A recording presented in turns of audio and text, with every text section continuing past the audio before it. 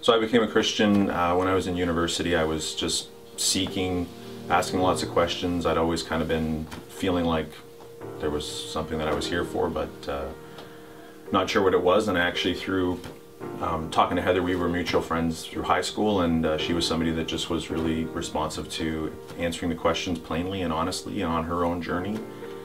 And through that, just got more and more interested, and actually asked to go to church with her one time, and the story of the prodigal son was preached, and I accepted Jesus then and didn't even really know what that meant, but was really excited to find out, and just felt like this was what was missing from my life.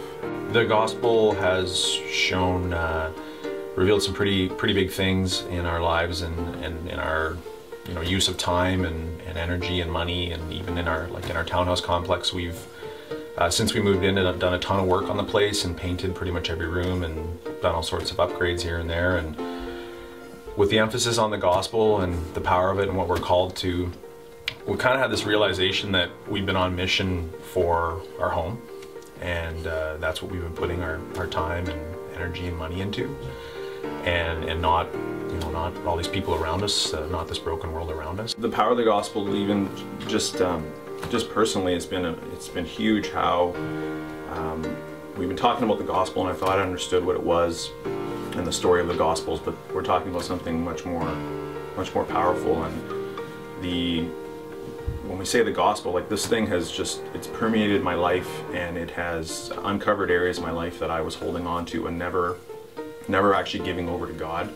So even for being a Christian for over a decade, there were still things that I was saying, I'll take care of this, God. I'll let you have these things, but there was a few things that I was really not giving up to Him. Definitely, just having now a focus of being on mission, which we weren't before, and even just going to back to the basics of why am I here? Why am I Christian? And just I don't think I'd ever had that conveyed to me, like, I'm here to glorify God, and then I'm called to share Jesus. And just making it that simple is really it's comforting, it's empowering, it's inspiring, it's not overwhelming. Somebody had surgery in our complex, so just saying, like, hey, do you need help with stuff? And it was Christmas time, so taking trees down and things like that. And I think we're just finding that we're kind of more in tune with that now, and the selfishness is kind of eroding kind of from our lives, and it's just a kind of a paradigm shift in just how we look at life altogether.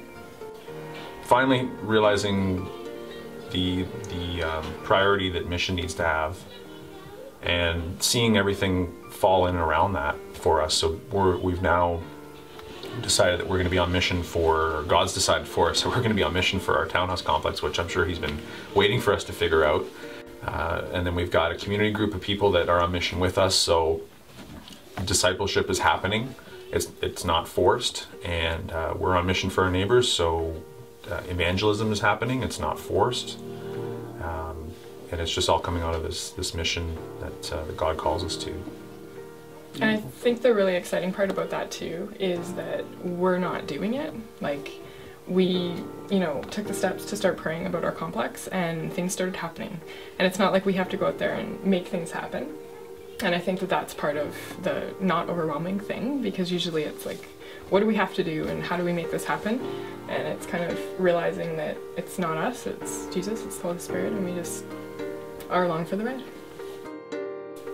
I'm Jay, and I'm West Village. I'm Heather, and I'm West Village.